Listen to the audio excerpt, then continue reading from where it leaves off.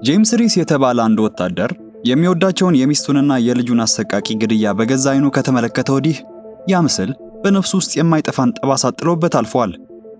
መጀመሪያ ላይ እንደ ማንኛውም ዜጋ ገዳዮቹን ለሕግ ለማቅረብና ፍትህን ተስፋውን ከጣለበት ከመንግስት እጅ ለማግኘት አስበው የነበረ ቢሆንም አንዳንድ ግለሰቦች ከሕግ በላይ የቆሙ ስልጣንና ገንዘብ የከለላቸው አውሬዎች የመሆናቸውን እውነት የተረዳው ብዙም ሳይቆይ ነበረ። ታዲያ የሕግ በር ተዘግቶበት ያገኘው ጄምስ ዝም ብሎ አልተቀመጠም። ይልቁንም የባህር ኃይል ልዩ ኮማንዶ ብቃቱን ተጠቅመው ለቤተሰቡ ገዳዮች ያልጠበቁትንና እጅግ አስደንጋጭ የሆነን ስጦታ ይዞላቸው መጣ። ሰላም ውድ የሲኒማ ቤቴ ቤተሰቦቼ፣ አሁን በ2022 የወጣውን ዘ ተርሚናል ሊስት የተሰኘ ምርጥ ተከታታይ ፊልም 8 ክፍሎችን ባጭሩ ይዤላችሁ መጥቻለሁ። የምለቃቸው ቪዲዮዎች ቶሎ ቶሎ እንዲደርሷችሁ ላይክ፣ ሼር በማድረግ ጉዞም ወደ 50 ሺህ ስለጀመርን ሰብስክራይብ ያላደረጋችሁ ቤተሰቦቼ በተኗን በመጫን ቤተሰብ ይሁኑ እያልኩኝ ቀጥታ ወደ ታሪካችን እንሂድ። ይህ አሁን የምናየው የበቀል እሳት ከመቀጣጠሉ ከተወሰነ ጊዜ በፊት ታሪካችን የጄምስን ማንነት ሊገልጽልን ወደ ቀደመው ወታደራዊ ሕይወቱ ይወስደናል። ጄምስ በአሜሪካ የባህር ኃይል ልዩ ኃይል ወይም ኔቪ ሲልስ በሚባሉት ውስጥ ቀንደኛ ተዋጊ ከሚባሉት ተርታ የሚመደብ በብዙ ውጊያዎች ያለፈና በበታቾቹም ዘንድ የሚከበር ስመጥር አዛዥ ነበር። ታዲያ አንድ ቀን በሶሪያ በረሃ ውስጥ የሚገኝ አንድ ዶክተር አደገኛ በሆነ የኬሚካል ቦምብ ዝግጅት ላይ በመሰማራቱ ሄዶ ኦፕሬሽኑን ፍጻሜ እንዲያገኝ እንዲያደርግ ከበላዮቹ ትዕዛዝ ይሰጠዋል። ይህንን ተልእኮም በስኬት ለመወጣት ጄምስ እንደ ወንድም የሚያውቃቸውን 13 የተመረጡ የልዩ ኃይል አባላትና ከባህር ዳርቻ ጥበቃ የተውጣጡ ረዳቶችን በማስተባበር እጅግ ረቂቅ የሆነ የጥቃት ዕቅድ ነደፈ። መላው የጄምስ ቡድን ይህ ተልእኮ እንደተለመደ ወንጀለኞችን የሚያዝ ቀላል ዘመቻ መስሏቸው የነበረ ቢሆንም ነገር ግን ወደ ቦታው ደርሰው ዘልቀው እንደገቡ የገጠማቸው እውነታ ከጠበቁትና ከሰለጠኑበት በላይ ሆኖ አገኙት። ቦታው ሙሉ በሙሉ በሚባል ደረጃ በፈንጂዎች ተጥለቅልቆ ነበር የጠበቃቸው። ወጥመድ ውስጥ መግባታቸውን ለመረዳት ብዙ ጊዜ አልወሰደባቸውምና ሁኔታው አደገኛ መሆኑን ልክ እንደተገነዘቡ ቡድኑ በዝግታ ፈግፍጎ ለመውጣት ሞከረ። በዚያው ቅጽበት ግን ከየአቅጣጫው ባልጠበቁት ሁኔታ እንደሚመጡ አስቀድሞ መረጃ የነበራቸው የጠላት ኃይሎች የተቀነባበረ የደፈጣ ጥቃት ከፈቱባቸው። በፈንጆቹና በታጣቂዎቹ አጣብቂኝ ውስጥ የገቡት ወታደሮቹም ብቸኛ ማምለጫቸው የተኩስ ልውውጡን አሸንፈው ከዛ መውጣት ነበርና የመልስ ምት እየሰጡ መንቀሳቀስ ይጀምራሉ። በዚህ አስጨናቂ ሰዓት ውጥረቱ ከአእምሮ በላይ የሆነበት አንድ የባህር ዳርቻ ጥበቃ አባል ራሱን መቆጣጠር አልቻለምና በድንጋጤ ወደ ኋላ ሲያፈገፍግ ሁሉም ሲሸሹት የነበሩትን በአቅራቢያው ተቀብሮ የነበረውን ፈንጂ የያዘውን ገመድ ይበጥሰዋል። ይህ አጋጣሚ በጄምስ ቡድን ላይ ዘግናኝ እልቂት አስከተለ። ፍንዳታውና የተከታታዩ ጥይት መዝነብ የብዙዎቹን ጀግኖች ሕይወት በቅጽበት ነበር የቀጠፈው። ከዚህ ሁሉ የተረፉት ቡዘር የተባለ ወታደርና ጄምስ ብቻ ነበሩ። ከዚህ አሰቃቂ የእልቂት አደጋ በኋላ ከባህር ኃይሉ ከፍተኛ አመራር በጉዳዩ ላይ ጥብቅ የሆነ የምርመራ ሂደት እንዲደረግ ትዕዛዝ ይተላለፋል። ይሁን እንጂ ሂደቱ ፍትህን ከመፈለግ ይልቅ እውነትን ወደ መቅበር ያዘነበለ ይመስል ነበር። መርማሪው የክስተቱ ዕለት የተፈጠረውን ሁሉ የሚያሰማ የድምፅ ቅጂ መረጃ ይፋ ሲያደርግ በቅጂው ላይ ጄምስ በፍጹም ያልተናገራቸውንና ከእውነታው ጋር የሚጋጩ ቃላትን ይዞ ነበርና ጄምስ በጆሮ የሰማውን ማመን አልቻለም። እሱ በግልጽ የሚያስታውሰው ፈንጂውን ያፈነዳው የባህር ዳርቻ ጥበቃው አባል መሆኑን ቢሆንም በረቀቀ መንገድ የተቀነባበረው የድምፅ ቅጂው ግን ስህተቱን የገዛ የራሱ የባህር ኃይል አባል እንደፈጸመው አድርጎ ነበር ያቀረበው። ታዲያ ይህ ማስረጃ ጄምስን በገዛ አእምሮና ጤንነቱ ላይ ጥርጣሬ እንዲያድርበት ያደርገዋል። ጤንነቱን ለማጣራት ወደ ሐኪም ቤት ሄዶ ቢመረመርም ሐኪሙ ይህ ሁሉ በከባድ የአእምሮ ጭንቀት ምክንያት የመጣ የተሳሳተ ትውስታ ሊሆን እንደሚችል በመገመት ወደ ቤቱ ተመልሶ ከቤተሰቡ ጋር እንዲያርፍ መክሮ ይሸኘዋል። ጄምስና ቡዘርም ያንን ሲኦል የነበረውን የጦርነት ቆይታቸውን ረስተው ወደ ሀገራቸው በመመለስ በሰላም ለመኖር ተስፋ በማድረግ ለመልካም ጊዜ ብለው የመጨረሻ ብርጭቆቻቸውን አንስተው ተሰነባበቱ። ነገር ግን ጄምስ ገና ወደ አሜሪካ ተመልሶ የናፈቀው ቤተሰቡ ጋር በቅጡ ደስታውን ከማጣጣሙ የባልደረባው የቡዘር ሕይወት ማለፍ የሚገልጽ መርዶ በስልኩ ደረሰው። የግድያውን ምርመራ በኃላፊነት ይዞት የነበረው ኤጀንት ጆ ሾልደር የተባለው ግለሰብ ክስተቱን መርምሮ ሪፖርት ያደረገው ቡዘር ከፖሊስ ጋር በነበረው ሰጣ ገባ ወቅት ባለ 9 ሚሊ ሜትር በተባለው ሽጉጥ ራሱን እንዳጠፋ ነበረ በግሉ ደምድሞ የግድያውን ጉዳይ የዘጋው። ሆኖም ጄምስ ይህንን የፈጠራ ወሬ በፍጹም የሚቀበለውና አሳማኝ ሆኖ አላገኘውም። ከቀኑ በፊት አብረው የወደፊት ሕይወታቸውን እንዴት እንደሚያሳልፉ በደስታ እየተጫወቱ ነበረ። ሲቀጥልም የቡድን አጋሩና የልብ ጓደኛ ቡዘርን በሚገባ ያውቀዋልና እንደው ራሱን አጠፋ ቢባል ፍጹም ሊነካው በሚጠየፈው ባለ 9 ሚሊ ሜትር በተባለው ሽጉጥ ፈጽሞ ያንን እንደማያደርግ ጠንቅቆ ያውቀዋል። ጄምስ በሶሪያ ከደረሰባቸው የተቀነባበረ ወጥመድ የተረፉትን የቡድን አባላት የማጥፋት ዘመቻ እንዳለ ክፉኛ መጠርጠር በመጀመሩ ጥርጣሬዎቹን ይዞ እንደ ወንድም ወደሚቀርበው የቅርብ ጓደኛውና የቀድሞ የቡድን አጋሩ ቤን ኤድዋርድስ ወደ ተባለው ጋር አመራ። ሁለቱም በዚያች የሶሪያ ዘመቻ ወቅት ያዩአቸውን አጠራጣሪ ክስተቶችን በጥልቀት መመርመር ይጀምራሉ። የመጀመሪያው ግራ የገባቸው ነገር ያቀዱትን የማጥቃት እቅዳቸው ገና የሶሪያን መሬት ሳይረግጡ በፊት ጠላቶቻቸው ማወቃቸው ነበረ። ይህም ማለት ሚስጥራዊ ተልእኮ ነው ተብለው ቢላኩም መምጣታቸውንና በየትኛው ሰዓት የት እንደሚገኙ ሙሉ መረጃ የሰጣቸው የውስጥ ሰው ነበረ ማለት ነው። ሁለተኛው ደግሞ በዘመቻው ወቅት በነበረው የጭንቅ ሰዓት የተቀዳው የድምጽ ቅጂ ተቀይሮ መገኘቱና ከሱ ትውስታ ጋር ጨርሶ አለመጣጣሙ ሲሆን፣ ሶስተኛውና ዋነኛው ደግሞ ቡዘር ራሱን የሚገልበት ምንም አይነት ምክንያት አለመኖሩ ራሱን ለማጥፋት ተጠቀመበት የተባለው መሳሪያ አይነቱና ሽጉጡም የሱ አለመሆኑ ነበር። ከዚህ በኋላ ጄምስ ለነዚህ ጥያቄዎች ሁሉ ምላሽ ለማግኘት በመፈለጉ ጥያቄዎቹን ይዞ ፒላር ወደ ተባለ የባህር ኃይሉ አድሚራል ቢሮ ሄደ። ሆኖም ከአለቃው ያገኘው ብቸኛው ነገር ቀዝቃዛ ምላሽ ነበረ። አድሚራሉ ስለ ወታደሮቹ ተጨንቆ ልክ እንደ ጄምስ ስለ ጉዳዩ በማውራት መፍትሄን ከማበጀት ይልቅ የጄምስን አእምሮአዊ ጤንነትና የውጊያ ብቃት ማነስን ጥያቄ ውስጥ በማስገባት ሊያሸማቅቀው ነበረ ሲሞክር የቆየው። በምላሹ ግራ የተጋባውና ደስተኛ ያልነበረው ጄምስም ከአድሚራሉ ቢሮ ወጥቶ ወደ ቤቱ በሚመለስበት ሰዓት መንገድ ላይ የሆነ አደጋ እንዳለ ተሰማው። እውነትም አንድ ጥቁር መኪና እግር በእግር እየተከታተለው ነበር። ልክ ይህንን እንዳስተዋለ አደጋው ቤተሰቡ ጋር እንዳይደርስ በማለት ሚስቱን ወደ ቤት ገብታ ልጃቸው እንድትጠብቅ ካዘዛት በኋላ የሚከታተለውን ግለሰብ ለመጋፈጥ ተዘጋጀ። ይሁን እንጂ መሳሪያውን ደግኖ ወደ መኪናው ሲቃረብ ያገኘው እንደፈራው ታጣቂ አልነበረም። ይልቁንም ኬቲ ዱራን የተባለች ደፋር ጋዜጠኛን ነበር።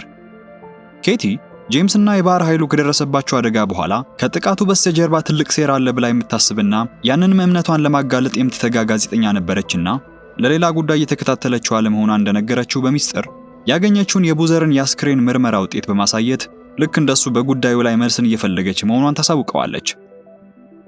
ሪፖርቱም ቡዘር የሞተው ጄምስ ከሶሪያ ከመመለሱ አንድ ቀን ቀድሞ ነው የሚል የሚረብሽ እውነትን የያዘ ነበር። ይህንን ያነበበው ጄምስ በድንጋጤ ደረቀ። ምክንያቱም ትላንትና ምሽት ከቡዘር ጋር አብረው እየጠጡ ሲጫወቱና ሲሰነባበቱ እንደነበረ በግልጽ ያስታውሳል። የሕክምና ዘገባውና የእርሱ ትውስታ ፈጽሞ ሊታረቁ አልቻሉምና ጄምስ በእውኑ ዓለምና በቅዠት መካከል ያለውን ልዩነት መለየት እስኪያቅተው ድረስ በከፍተኛ ግራ መጋባት ውስጥ ሰመጠ። እብድ ነኝ ወይስ እየተዋሸሁ ነው የሚለው ጥያቄው በጭንቅላቱ ውስጥ ደጋግሞ ያስተጋባ ጀመር። ወደ ቤቱ እንደተመለሰ በቤቱ ያለውን መሳሪያ በጥንቃቄ ቆልፎ ካስቀመጠ በኋላ ምናልባትም የመጨረሻው ሊሆን የሚችለውን ስንብት ለሚስቱና ለልጁ አድርጎ ወደ ሆስፒታል ያመራል። በዛም የጭንቅላቱ ነገር ስላሳሰበው በኤምአርአይ ማሽን ውስጥ ይገባና ምርመራውን ለማድረግ በሚጠባበቅበት ወቅት የማሽኑ ድምጽና ብልጭ ድርግም የሚሉት መብራቶች ያንን የማይረሳውን አሰቃቂ ትዕይንት ቀሰቀሱበት። የጓደኞቹ ሞት በአይኑ ላይ እየተመላለሰ እውነት በእኔ ስህተት ነው የሞቱት የሚለው የጸጸት ጥያቄው ውስጡን ይበላበት በጀመረበት ቅጽበት ከዚህ ሐሳብ ያቋረጠው ሌላ ያልታሰበ አደጋ ተፈጠረ።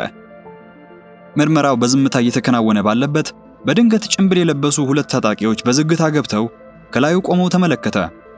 ከዛም አንደኛው ሽጉጡን ግንባሩ ላይ ደግነው ጄምስ ራሱን እንዳጠፋ ለማስመሰልና ድራማ ለመስራት ተዘጋጀ። ጄምስም ከማሽኑ እንደወጣ ምንም አይነት እንቅስቃሴ ሳያደርግ የአጥቂውን ስህተት መጠባበቅ ይጀምርና አጋጣሚውን እንዳገኘ እጁን መክቶ ትጥቁን ያስፈታዋል።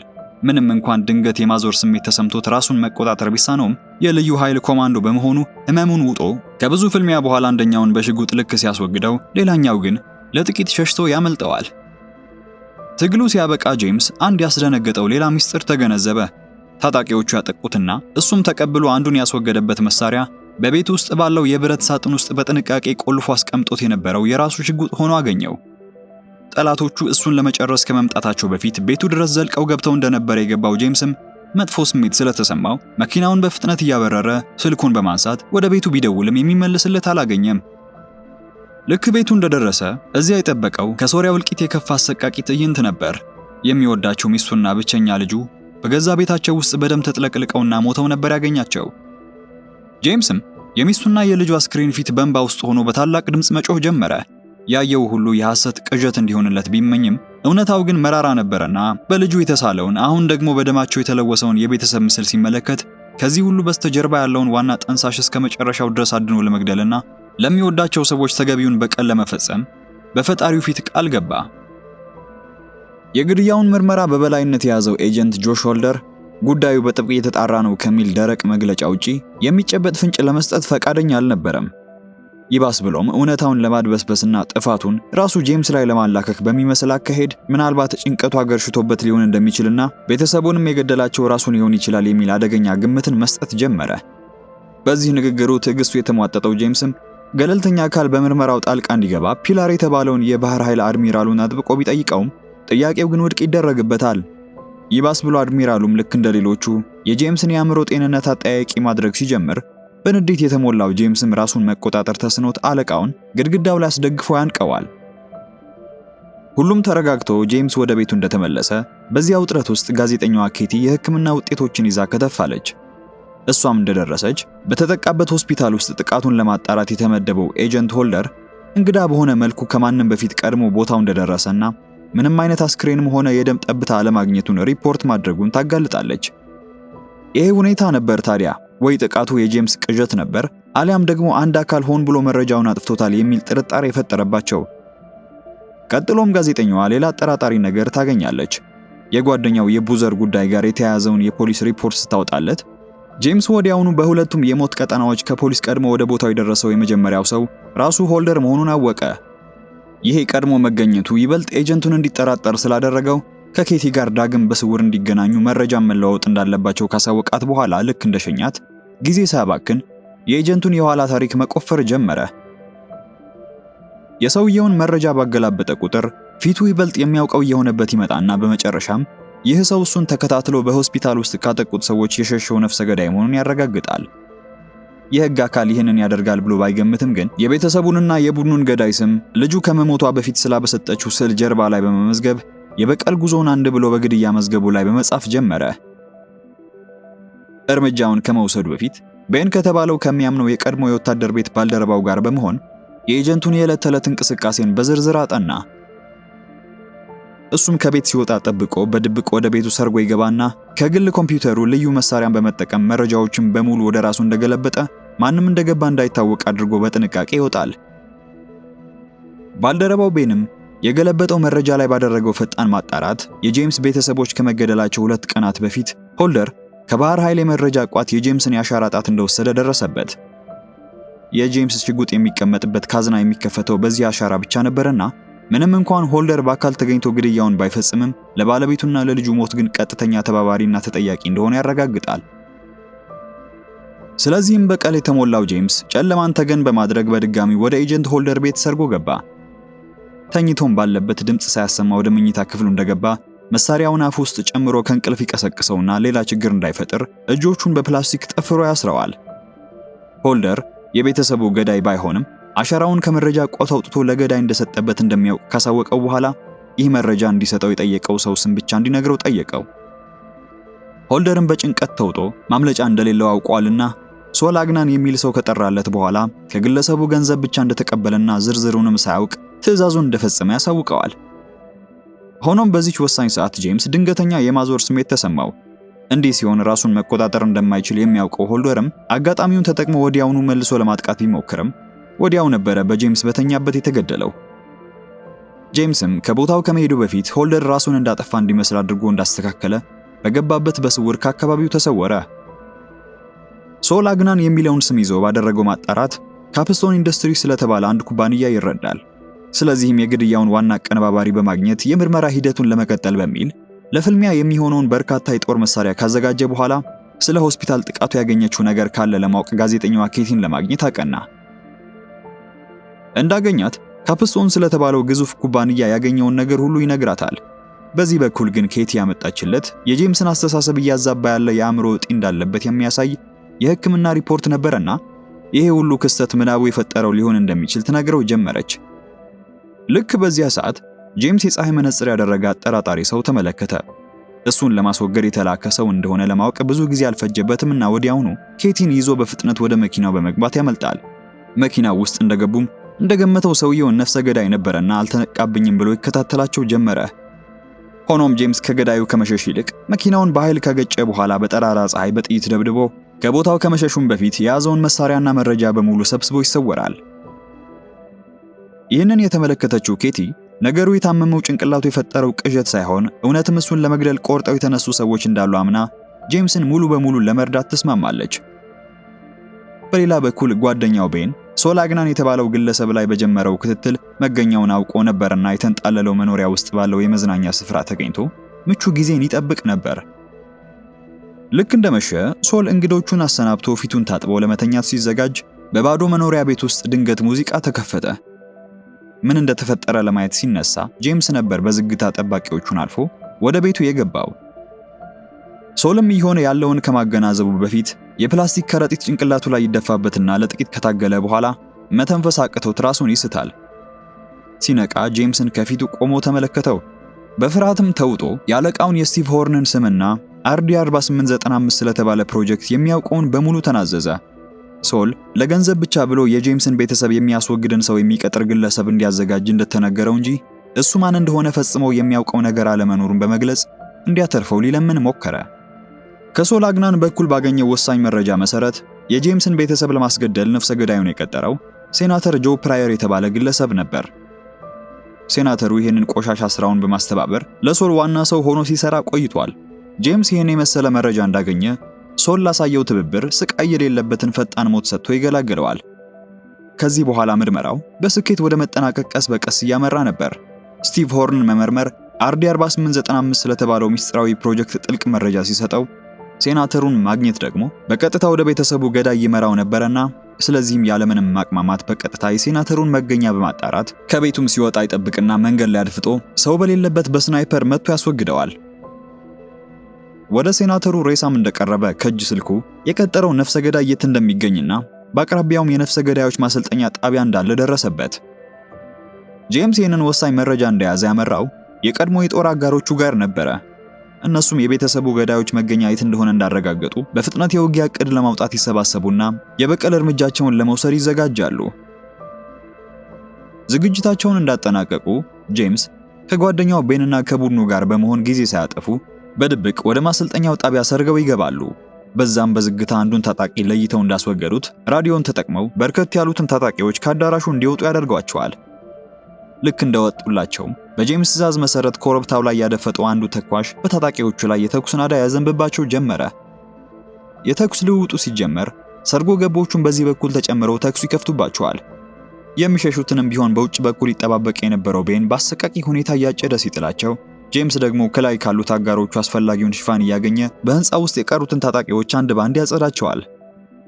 በዚህ የሞት ሽረት ውስጥ ጄምስ ቤተሰቡን የገደለበትን ዋነኛ ነፍሰ ገዳይ ጋር ይገናኝና መቁሰሉን በማወቁ ተረጋግቶ ያሳደደው ጀመረ። ግድግዳውም ላይ በደም የተጨማለቀ የጣት አሻራ ሲመለከት በጸጥታ ወደ መስኮቱ ተጠግቶ የጠላቱን ትከሻ በመምታት ከማረከው በኋላ እየጎተተ ወስዶ በመስቀያ ላይ አንጠልጥሎ ያቆመዋል። ነፍሰ ገዳዩ መጀመሪያ ላይ በትዕቢት የብልግና ቃላትን እየወረወረ ሊሳደብ ሞከረ። ነገር ግን በሚስቱና በልጁ ሞት ምክንያት ውስጡ እየነደደ የነበረው ጄምስ ለቃላት ልውውጥ ጊዜ አልነበረውምና ያለ ርህራሄ መጥረቢያውን በማውጣት በአንድ ምት የሆድ ዕቃውን ይዘረግፈዋል። ጄምስ የቤተሰቡን ገዳይ ከመዝገቡ ላይ እንደሰረዘ በመቀጠል ወደ ስቲቭ ሆርን የሚያደርገው የበቀል እንቅስቃሴ አደገኛ በመሆኑ ቤተሰብ ያላቸው ታጣቂዎችን ወደ ኋላ አስቀርቶ ብቻውን ለመጋፈጥ ይወስናል። ይሁንና ሊዝ ራይሊ የተባለችው የቀድሞ ወታደር ቤት አጋሩ ልክ እንደሱ የቅርቤ የምትለው ቤተሰብ አልነበራትምና ከጎኑ ሆና ተልእኮውን ለማጠናቀቅ በማሰቧ ብቻውን ልትለቀው ፈቃደኛ አልነበረችም። በሌላ በኩል ስቲቨን ራምሴ የተባለ የሲአይኤ ኤጀንት ከቡድኑ ጋር በመሆን በአደባባይ ያንን ሊገድለው የመጣውን ታጣቂ ሲገድል በካሜራ የተቀረጸው ጄምስን አደን እየተከታተለ ነበር። የተገደለው ሰው የስቲቭ ሆርን የደህንነት አባል እንደነበረ ስለደረሱበት ከሆርን ጋር ለመተባበርና እሱን ፈልጎ ከመጣ በቁጥጥር ስር ለመዋል ያስባሉ። ምንም እንኳን ሰውየው በጠባቂዎቹ ላይ ከመጠን በላይ ተማመን የነበረ ቢሆንም እንደጠበቁትም በዚህ በኩል ጄምስ ሆርን ከሚሰራበት ህንፃ ውጭ ሆኖ ሁኔታውንና እንቅስቃሴውን በሚገባ ሲያጠና ነበር የከረመው። ሆርን ሲንቀሳቀስ ሁሌም ከስድስት ጠባቂዎቹ ጋር በመሆኑ አሁን ደግሞ ጭራሽ የኤፍቢአይ ኤጀንቶችም ስላጀቡት እሱን በህይወት ይዞ እውነቱን እንዲናገር ማድረጉ የማይታሰብ እንደሆነ ተመለከተ። በዚህ አጋጣሚ ኬቲ ባደረገችው ማጣራት ሆርን በቅርቡ ማይክ ተደስኮ በተባለ ሐኪም የተመሰረተን የመድኃኒት አምራች ኩባንያ እንደገዛ ታረጋግጣለች። ኩባንያው ቀደም ሲል ለጦር ዘማቾች የአእምሮ ጭንቀት ማስታገሻ መድኃኒት ለገበያ ለማቅረብ ምርምር ላይ ነበረ። ይህም ሶል የጠቆመው RD4895 የተባለው መድኃኒት ነበር። ኬቲ ይህን መረጃ ይዛ ተደስኮ የተባለውን ሐኪም ስለ መድኃኒቱ ምንነት ስታፋጥጠው መድኃኒቱ በእንስሳት ላይ ተሞክሮ ውጤታማ ሆኖ የነበረ ሲሆን ገና ሳይጠናቀቅ ሆርን ስልጣኑን ተጠቅሞ እንደ ጄምስና ባልደረቦቹ ባሉ ወታደሮች ላይ በችኮላ እንዲሞከር እንዳደረገ ይናዘዛል። በወታደሮቹ ላይ የተደረገው ሙከራ ውጤቱ አስከፊ ነበር። መድኃኒቱን የወሰደ ሁሉ በ3 ወር ውስጥ የአእምሮ እጢ እንዲወጣበት ነበር ያደረገው። ታዲያ በዚህ ስህተት ቢዝነሱንና ስሙን ማበላሸት ያልፈለገው ሆርን ይህንን ለመሸፈን መድኃኒቱ የተሞከረባቸው ጄምስን ጨምሮ ቡድኑ በሶሪያ ውስጥ በውጊያ እንደሞቱ እንዲመስሉ ለማድረግ ከሌሎች ከፍተኛ ግለሰቦች ጋር ይዋዋላል። ነገር ግን ሌሎቹ ሞተው ጄምስና ቡዘር ሲተርፉ ነበረ ቀጣዩ ሴራ የተጠነሰሰው። የጄምስ ቤተሰቦችን በመግደልና ጄምስ በአእምሮ ጭንቀት ውስጥ ሆኖ ቤተሰቡ እንደገደለ በማስመሰልም ሁኔታውን በአፋጣኝ ለማድበስበስ ሞከረ። ታዲያ ይሄን ሁሉ ከሰራ በኋላ በመጨረሻ ሚስጥሩን የሚያውቀውንና መድኃኒቱ በሰዎች ላይ መሞከር የለበትም ሲለው የከረመውን ተደስኮን በማባረር ኩባንያውን በሙሉ በራሱ ቁጥጥር ስር ያውለዋል። ከዚህም የተነሳ በሆርን ድርጊት ፈጽሞ ደስተኛ ያልነበረው ተደስኮ ኩባንያውን ለማዳን ሲል የሆርንን ጉድ የሚያጋልጥ መረጃ በድብቅ ቀድቶ ለጋዜጠኛዋ ኬቲ ሊሰጣት ቀጠሮ ያዘ። በሌላ በኩል ጄምስ ቀጣይ የግድያ ዝርዝሩ ላይ ያሰፈረውን ሆርንን ለማስወገድ ባቀደው መሰረት አስቀድሞ እንቅስቃሴውን ሲከታተል አንድ ቀን የሆርን ጠባቂዎች ለመጀመሪያ ጊዜ በሁለት ቡድን ሲከፈሉ ስላስተዋለ በዕለቱ የሆነ የተለየ ነገር እንዳለ ጠረጠረ። ተደስኮና ኬቲ በባቡር ጣቢያ ልክ እንደተገናኙ የሰረቀው ፍላሽ RD4895 ስለተባለው ፕሮጀክትና ስለ ባለድርሻዎቹ ሙሉ መረጃ የያዘ መሆኑን ያሳውቃታል።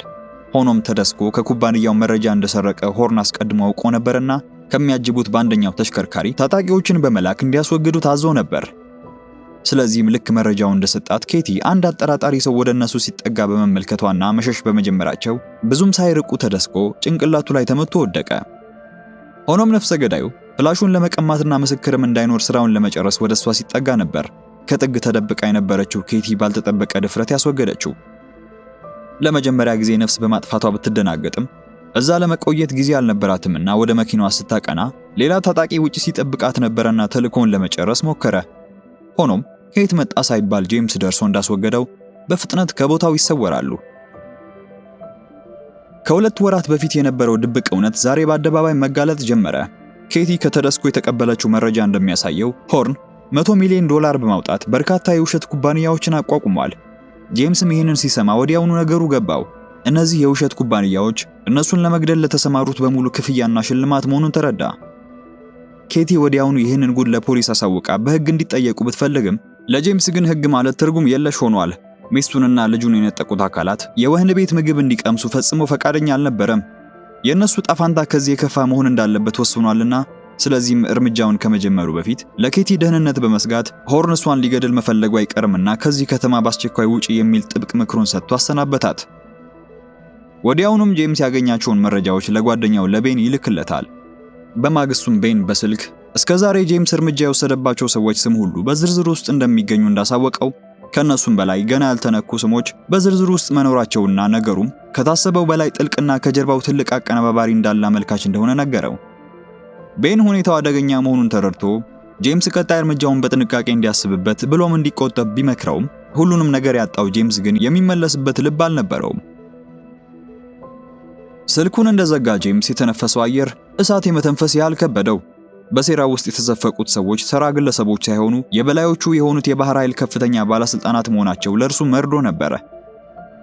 እነዚህ ከሃዲ ልብ ያላቸው አለቆቹ እውነትን ለመቅበርና ገንዘብ ለማጋበስ ሲሉ ብቻ እነዚያን የልዩ ኃይል ጓደኞቹን መስዋዕት አደረጉ። አልፎ ተርፎ ሚስቱንና ልጁን ነጠቁት። በቁጣ የገነፈለው ጄምስ የመጀመሪያ ኢላማው ሆርን እንዲሆን እንደወሰነ ሊዝ እንድትረዳው በመጠየቅ ለስራው የሚያስፈልጉ ልዩ ልዩ የኬሚካል ውጤቶችን አሰባሰበ። ለነገሩ እንደ ጄምስ ላለ ከፍተኛ ስልጠና ለወሰደ የባህር ኃይል ፈንጂዎችን ማዘጋጀት ከጨዋታ የማይተናነስ ቀላል ስራ ነበርና በገዛ እጁ በተወሰነ አቅጣጫ ብቻ የሚጋዩ የፈንጂ መሳሪያዎችን በማዘጋጀትና በማስተካከል ለሚመጣው የለየለት ፍልሚያ ራሱን አዘጋጀ። የበቀል እርምጃው የሚወሰድበት ሰዓት ሲደርስ ሆርን በጥበቃው ተከቦ ከህንፃው እየወጣ ነበር። ጄምስም ንጹሃን ዜጎችና የቡድን አባላቱ እንዳይጎዱ በመጠንቀቅ ፍንዳታውን ለማከናወን ሲዘጋጅ፣ ሊዝ ደግሞ መኪናውን በመስቀለኛው መንገድ ላይ በማቆም መንገዱን ዘግታ ግርግር መፍጠር ላይ ነበረች። የሲአይኤ ኤጀንት የሆነው ስቲቨን ራምሴና የኤፍቢአይ አባላት የሊዝ መኪና ውስጥ ጄምስ እናገኘዋለን ብለው ቢጠጉም የሸወዳቸው ጄምስ ግን በሆርን መኪና ትይዩ ባለችው ሚኒባስ ውስጥ ሆኖ ወደ ውስጥ መግባቱን ሲጠባበቅ ነበር። ሆኖም ኬቲ በመሃል ገብታ መረጃን አገኛለሁ በሚል የዋህነት ስሜት በሆርን ፊት ለፊት ቆማ ታወራው ስትጀምር እቅዱ ይጓተት፣ መኪናዎቹም ዳግም መንቀሳቀስ ይጀምራሉ። ኬቲ ጥፋቱን አምኖ እጁን ይሰጣል የሚል ተስፋ ስለነበራት ብቻ ይህንን ብታደርግም ሁሉንም ነገር በትርፍ ማግኛነት የሚመለከተው ሆርን ግን ለምትለው ነገር ቅንጣት ያህል ግድ አልነበረውም። በዚያው ቅጽበት ኬቲ በመንገዱ ማዶ ጄምስን ታስተውለዋለች። እሱም ቀስ ብሎ ወደ ኋላ መፈግፈግ ሲጀምር ሆርን የሆነ ነገር እንደተሸረበበት ስለተረዳ ለማምለጥ ሞከረ። ሆኖም ረፍዶ ነበርና ጄምስ የፈንጂውን ቁልፍ ተጭነው የሆርንን መኪና ከጥቅም ውጭ በማድረግ በከፊል ጉዳት ያደርስበታል።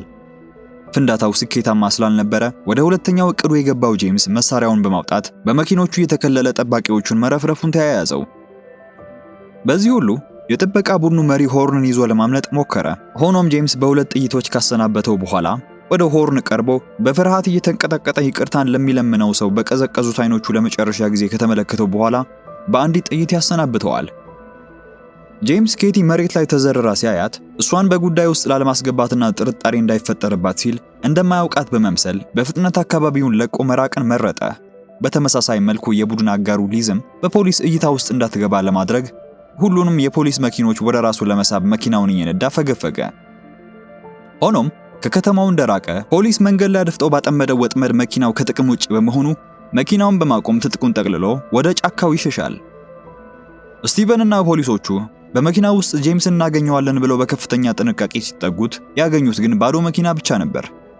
ጄምስ ቀድሞ መጥፋቱን ቢረዱም መሬት ላይ የፈሰሰው ደምና የወደቁት መድኃኒቶች ገና ብዙ ርቀት እንዳልሄደ አመላካች ነበሩ። ጄምስን በዚህ በኩል ከቀኝ እጁ ደም እያንጠባጠበ በዱር ውስጥ በከፍተኛ ፍጥነት ይሮጥ ነበር። ባለቤቱ አካባቢውን ለቆ መሄዱን አረጋግጦ ጄምስ ወደ አንዲት የአዳኝ ጎጆ በመግባት ለጊዜውም ቢሆን መጠለያ ያገኘ። መጀመሪያ ያደረገው ነገር የፖሊስን ራዲዮ ሞገድ መከታተል ነበርና እንቅስቃሴያቸውን ለማወቅ ራዲዮን አስተካክሎ ማዳመጥ ጀመረ።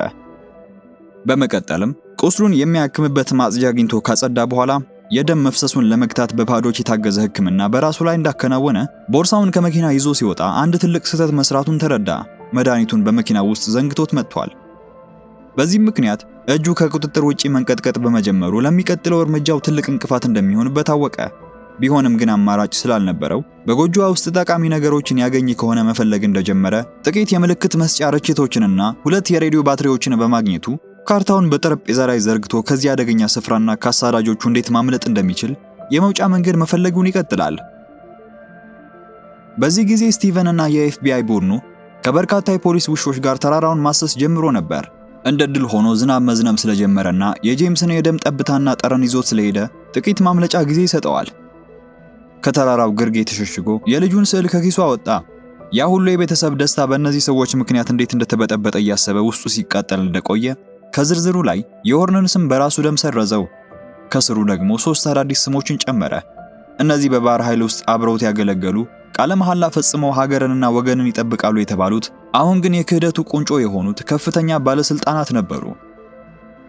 በማግስቱ ማለዳ ኤፍቢአይ እሱን ለመያዝ ትራይተን የተባለ ልዩ ኃይልን ያሰማራና የስልክ ምልክቱን ተከትለው የሚገኝበትን ቦታ በፍጥነት ያገኙታል። ልዩ ኃይሉ በከፍተኛ ጥንቃቄና በተደራጀ መልኩ ተራራውን ሲያስስ ኢላማቸው ከእግራቸው በታች ተደብቆ ይሆናል ብሎ የገመተ ማንም አልነበረም። ጄምስ ተከታትለው እንደደረሱበት ስላወቀ ወጥመድ አስቀምጦ ሲጠብቃቸው ነበር። ከዚህም የተነሳ አንዱ ወታደር መሬት ላይ የወደቀ ስልክ በማግኘቱ ሊያነሳው ሲሞክር ጄምስ በእጁ የያዘውን የማስፈንጠሪያ ገመድ ይስብና በጢስ ቦምብ ወታደሮቹን ያደናግራቸዋል። ከዛም አጋጣሚውን በመጠቀም አንዱን ወታደር መጥቶ ይጥለውና ቁልቁል በመሮጥ ድጋሚ ያመልጣቸዋል። ይህንን የሚያደርገው በሙቀት መጠኑ ለይተው ሲከታተሉት የነበሩትን ሰዎች ለማደናገር ነበርና ሁለቱንም ባትሪዎች በማገናኘት የተሳሳተ የሙቀት ምልክት ይፈጥራል። ከዚህም የተነሳ በስክሪኑ ላይ ሲከታተለው የነበረው አዛዥ በተለያዩ ቦታዎች የሰው ሙቀት ምልክት ሲያይ ግራ በመጋባቱ ወታደሮቹን ድጋሚ በተለያየ አቅጣጫ በትኖ አሰሳቸውን እንዲቀጥሉ ያደርጋል። ይሄ ስልቱ ጄምስን እንደገና ከፍ ወዳለ ቦታ እንዲሄድ ይረዳዋል። ምንም እንኳን ወታደሮቹ ኢላማው ውስጥ ቢገቡም ሊተኩስ ሲል ጣቱ ፈጽሞ ሊታዘዘው አልቻለም። ሲቀጥልም እነሱ ተራ ታዛዦች እንጂ የሴራው ጠንሳሾች አልነበሩምና አንዳቸውንም ከመጉዳት ይቆጠባል። ታዲያ ወታደሮቹ የተራራው ጫፍ ላይ ሲደርሱ ኢላማው ውስጥ አስገብቷቸው እንደነበረ ሆኖም ጥሉ ከነሱ ጋር ባለመሆኑ ሊገላቸው አለመፈለጉን የምታሳይ አንድ ጥይት በድንጋይ ላይ ተቀምጣ ያገኛሉ። በዚህ ሰዓት ጄምስ ያለምንም መሳሪያ ገደላማውን ተራራ እየወጣ ነበር። ይሁንና ጭንቅላት ውስጥ ያለው እጢ እጁን ከቁጥጥር ውጭ አንቀጠቅጠው በመጀመሩ ተንሸራቶ ይወድቃል። እንደ ድል ሆኖ ቦርሳውን አንግቶት ስለነበረ የከፋ ጉዳት አልደረሰበትምና እዛ በወደቀበት ካምፕ ይሰራል። በዚህ በኩል ቁስሉ መድማቱን ስላላቆመ የቦታ ጠቋሚውን በማቀጣጠል ስለቱንም በማጋል የተከፈተ ቁስሉን ሲያክም እንደቆየ ከህመሙ ብዛት ራሱን በመሳቱ ስለ ቤተሰቡ ህልም ያለም ጀመረ። በህልሙም ከሚስቱ ጋር ፍቅር የሞላበትን ጨዋታ ሲጫወት እንደቆዩ በድንገት በእጁ የያዘው ነገር ወደ ሬዲዮ ተቀየረበት። በቅዠቱ በዛኛው መስመር ላይ ካለው ስቲቨን ጋር ሲያወራ ቆይቷል። ጄምስ እንደነቃ ምን ሲላቸው እንደነበር የሚያውቀው ነገር ባይኖርም ወደ ራሱ እንደተመለሰ ግን ምንም ነገር ከማለት በመቆጠብ መሳሪያውን ጥሎ እጅ እንዲሰጥና ንጹሃንን ከመግደል እንዲቆጠብ የሚያግባባውን ስቲቨንን ማዳመጡን ቀጠለ። ጄምስ ግን ማን ንጹህ እንደሆነና ማን እንዳልሆነ ጠንቅቆ ያውቃልና ዝምታውን ሰብሮ የማቆመው በዝርዝሩ ላይ ያሉትን ሰዎች በሙሉ ከገደልኩ በኋላ ብቻ ነው በማለት ለኤጀንቱ ምላሽ ሰጥቶ ይዘጋዋል። በማግስቱም የትራይተን ቡድን አሰሳውን በድሮኖች ታግዞ ቀጠለ። ጄምስ ድሮኖቹን አስተውሎ በጥይት ቢጥላቸውም ያለበት ቦታ ለጠላት ይጋለጣል። ስለዚህም ወዳለበት ከመድረሳቸው በፊት ተራራው ላይ የአፈር መሸርሸር ሊፈጠር የሚችልበትን የላላ ቦታ ይፈልግና በቦርሳው የነበሩትን ፈንጂዎች በሙሉ እዚያ ውስጥ ቀብሮ ሌላኛውን ወጥመድ ማዘጋጀት ጀመረ። እንደጠበቀውም ከመሸሹ በፊት መገኛውን አውቀው የመጡት አሳሾች ደርሰው ይከቡታል። የፈንጂውን መቀስቀሻ ገመዱን የያዘው የጄምስ እጅ ከቁጥጥር ውጪ እንቀጠቀጥ ነበርና ወታደሮቹ ወደሱ መጠጋታቸውን ከቀጠሉ ናዳውን አስከትሎ ሁሉንም እንደሚጨርሳቸው ሲያስጠነቅቃቸው እነሱ ግን ወደ ኋላ የማፈግፈግ ፍላጎት አልነበራቸውምና ምንም ሳያቅማማ መቆጣጠሪያውን ይጫነዋል። ከዚህም የተነሳ ያ የላላ አፈር ወደ ጎርፍ ተቀይሮ ጄምስንና ቡድኑን ቁልቁል ጠራርጎ ይወስዳቸዋል። እንደ ድል ሆኖ ከባድ ጉዳት ሳይደርስበት ቢተርፍም በዚህ በኩል ግን በናዳው የተቀበረችውን ወታደር በመመልከቱና እሷን ትቶ መሄዱ ህሊናው ስላልፈቀደለት ማምለጡን ትቶ ወደ ወታደሯ ይመለሳል። በሙሉ ኃይሉ ቆፍሮ ካወጣት በኋላ ትንፋሿ መቆሙን ተመልክቶ አስፈላጊውን እርዳታ አድርጎ ነፍስ እንደዘራባት ሌላኛው ቡድን ወዳሉበት እየመጣ ነበርና በወደቀችበት ትቷት ይሄዳል። ተከታትለው የደረሱት ወታደሮችም ጄምስ ጓደኛቸውን ለማዳን ሲታገል ስላዩና ጨካኝ ገዳይ ያለመሆኑ ስለተረዱ መሪያቸው ስቲቨን ማሳደዱን በማቆም ጄምስ በናዳው ተቀብሮ ሞቷል የሚል የሐሰት ሪፖርት ያስተላልፋል። ከሩቅ ሆና መርዶውን በሬዲዮ የሰማችው አጋሩ ሊዝ የሰማችውን ነገር ማመን አልቻለችምና ማንባት ጀመረች። በአንድ ወቅት በጦር ሜዳ ህይወቷን የታደገው ያ ጀግና ዳግም የማይመለስ መስሏት ተስፋ በቆረጠችበት ቅጽበት ጄምስ በድንገት ከፊቷ ተገኘ። ምንም የደስታ ጊዜ ቢሆንም ጄምስ በአንጎል ውስጥ ያለው እጢ በማንኛውም ሰዓት ህይወቱን ሊቀጥፋት እንደሚችል ያውቃልና የሚያርፍበት ጊዜ ስላልነበረው ትንፋሹ እያለች በቀሉን ዳር ለማድረስ ተነሳ። ስለዚህም ቀጣይ ኢላማውን ወደ ባህር ኃይሉ ጦር ሰፈር አደረገ። በዚያም ጓደኛው ቤን አስቀድሞ እየጠበቀው ነበርና አንድ ላይ በመሆን እነዚያን 3 ከፍተኛ ባለስልጣናትን ከሩቅ መከታተል ጀመሩ። የጦር ሰፈሩ በ5000 ወታደር የሚጠበቅ በመሆኑ በቀጥታ ጥቃት መሰንዘር የራስን ህይወት አሳልፎ እንደመስጠት ነበር። ጄምስ በተለይ አድሚራል ፒላር የተባለው ዋና አዛዥ ከጦር ሰፈሩ ፈቀቅ ሊልለት አለመቻሉ ስጋት ቢፈጥርበትም በቤን በኩል የደረሰው መረጃ ግን አዲስ መላና መጣለት። እነዚያ 3 ባለስልጣናት በመካከላቸው አንድነት አልነበራቸውም። ኮማንደር ቢል ኮክስ የተባለው አዛዥና የጦር ኃይሉ የጥናት ምርምር ኃላፊ ካፕቴን ሃዋርድ አስቀድሞ ነገሩ ስላላማራቸው ወደ ኋላ ለማፈግፈግ እያሰቡ እንደሆነ ደርሰውበታል። ታዲያ ይህ መከፋፈላቸው ነበረ ለጄምስ ትልቅ የእድል በር የከፈተለት። የሁለቱን መገኛ እንዳጣሩ በዚያች ምሽት ካፕቴን ሃዋርድ ይህንን ጉድ ሽሽት ከቤተሰቡ ጋር ለማምለጥ እየተዘጋጀ መሆኑን አውቀው ነበርና ቤን በሩ ላይ ቆሞ ለረጅም ሰዓት ሲጠብቀው፣ በዚህ በኩል ደግሞ ጄምስ ኮማንደር ቢል ኮክስ አንድ መጠጥ ቤት ውስጥ መግባቱን አረጋግጦ መውጣቱን ሲጠብቅ ነበር። ልክ እንደወጣለትም ወደ መኪናው በሚያቀናበት ጊዜ ጥቃቱን ይጀምራል። ኮማንደሩ ምንም እንኳን መጀመሪያ ላይ ብልጫ ወስዶ የነበረ ቢሆንም በመጨረሻ ግን ጄምስ የቢል ኮክስን እጅ ቀጥቅጦ በመጠምዘዝ ማደንዘዣ መርፌ ጭኑ ላይ ሰክቶ ከጥቅም ውጭ ያደርገዋል። ኮማንደሩ ሲነቃ ራሱን ከአንድ እንጨት ጋር ታስሮ ነበር ያገኘው። በአንድ ወቅት ኮማንደሩ ጄምስንና ጓደኞቹን ሲያሰለጥን ጓደኞቻቸውን እንዲያምኑና ቤተሰቦቻቸውን እንዲጠብቁ ያስተማራቸው መሐላም ያስገባቸው በዚሁ መልክ ነበር። ሆኖም ያን ያስገባቸውን መሐላ ቀድሞ ይጣሰው ያንን ምርጥ ቡድንም ለገንዘብ አሳልፎ በመስጠት በቆሸሸ የፍሳሽ ማስወገጃ ቱቦ ውስጥ እንዲረግፉ ያደረጋቸው እሱ ራሱ ነበር። በመጨረሻም ጀነራሉ ከ10 በላይ ወታደሮች በጭንቅ የሚይዙትን ግንድ ለብቻው እንደያዘ ጥንካሬው ይከዳውና ሰምጦ ይሞታል። በሌላ በኩል የኤፍቢአይ ወኪል በመምሰል ወደ ቤታቸው ቀርቦ የነበረው ቤን ካፕቴን ሃዋርድና ቤተሰቡን ይዞ ወደ ጄምስ ይመጣል። ካፕቴኑ ጄምስን ሲመለከት ጥፋቱ የሱ አለመሆኑን በሌሎች ላይ በማላከክ ቤተሰቡን እንዲለቃቸው መለመን ቢጀምርም ጄምስ ግን በሱ ሴራ ያለቁት እነዚያም ወታደሮች ቤተሰብ እንደነበራቸው ያስታውሰዋል። ቢሆንም አሁን ላይ ለካፒቴኑ አንድ እድል ይሰጠዋል። የሚለውን በሙሉ በትክክል የሚሰራ ከሆነ ቤተሰቡን በሰላም እንደሚለቅለት ቃል ይገባለትና በዚያች ምሽት ካፕቴን ሃዋርድስ እንደተባለው በዝግታ ጥበቃዎቹን አልፎ ወደ ፒላር ቢሮ አመራ። እዛም እንደደረሰ በኩራት ሲንቀባረር ወደ ነበረው ፒላር የእጅ ስልኩን አውጥቶ ሊያናገረው የሚፈልገው ሰው እንዳለ ይሰጠዋል። ከስልኩ ማዶ የጄምስ ድምጽ ይሰማ ነበር። መጀመሪያ ላይ ፒላር ሊያናገረው የሚፈልገው ጄምስ መሆኑ ግድ አልሰጠውም ነበር። እንዲያውም በ5000 ወታደሮች በሚጠበቅ የጦር ሰፈር ውስጥ ብቻህን ምን ልታደርገኝ ትችላለህ በሚል በንቀት ማፌዝ ነበር የያዘው። ጄምስ ግን ለስድቡ ምላሽ ሳይሰጥ በረጋ ድምጽ 2000 የብረት ኳሶችን የያዘ ፈንጅ የአንድን ሰው አካል እንዴት እንደሚበጣጥሰው ታውቃለህ ሲል ጠየቀው። በዚያች ቅጽበት ካፕቴን ሃዋርድ እየተንቀጠቀጠ ሸሚዙን ገለጠው። ፍንዳታው የጦር ሰፈሩን አልፎ አካባቢውን ሲያናውጥ ሁለቱ የጦር አለቆችም እዚህ ላይ ፍጻሜያቸውን ያገኛሉ። ከዚህ በኋላ ጄምስ በቀሉን በድል ያጠናቀቀ ስለመሰለው ለመረጋጋት ሞከረ። ነገር ግን ጋዜጠኛዋ ኬቲ የላከችለት ሌላ ስም ሁሉንም ነገር ገለባበጠው። ኬቲ የደረሰችበትን መረጃ በሙሉ በኢንተርኔት አማካኝነት ለዓለም ለማጋለጥ አቅዳ የነበረ ቢሆንም መረጃውን ልትልክለት የነበረው የሚዲያ አካል በሀገሪቱ መንግስት እጅ በመጠለፉ ምንም ሪፖርት እንዳልደረሰው ተረዳች። ያኔ ኬቲ አስቸጋሪ ሁኔታ ውስጥ እንደገባች አውቃለችና ንብረቶቿን ጠቅልላ ለማምለጥ ስትሞክር ሎሬን ሃርትሌይ የተባለች የሀገሪቱ የመከላከያ ሚኒስትሯ ከጠባቂዎቿ ጋር በድንገት ከፊቷ ተገተረች። በዚያች ቅጽበት ኬቲ የጥቅም ሰንሰለቱ ምን ያህል ጥልቅና ረጅም እንደሆነ ይገባታል።